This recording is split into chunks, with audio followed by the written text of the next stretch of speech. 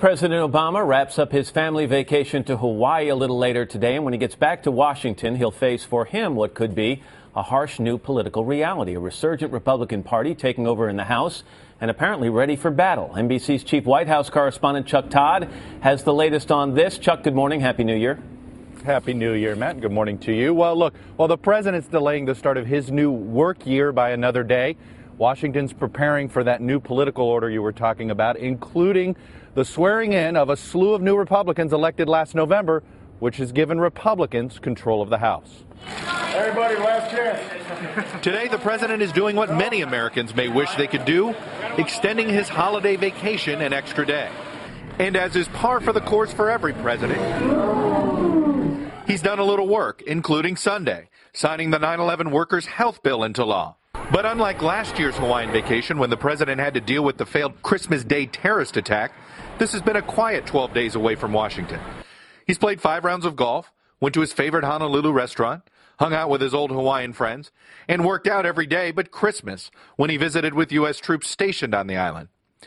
But with the new year comes a new reality. In a few days, a new Congress will form, with one House controlled by Democrats and one House controlled by Republicans, who now have a shared responsibility to move this country forward.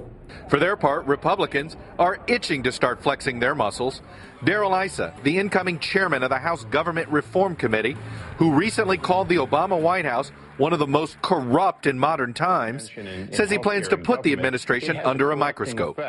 When I look at waste, fraud, and abuse in the bureaucracy and in the government, this is like steroids to pump up the muscles of waste. But the first big battle is likely to be over the president's health care reform law.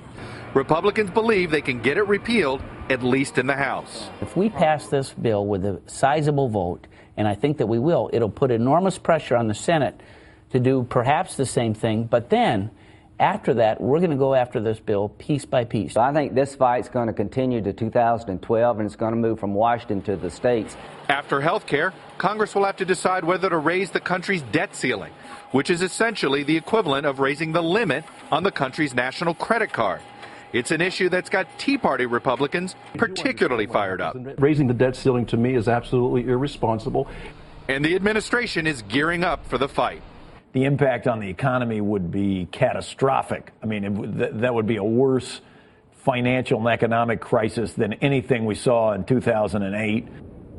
Now, this is going to be a week filled with ceremony and symbolism, and among the symbols that the new Republican House is going to do, Speaker Boehner and his colleagues are going to read the Constitution word for word on the House floor on Wednesday, Matt. All right.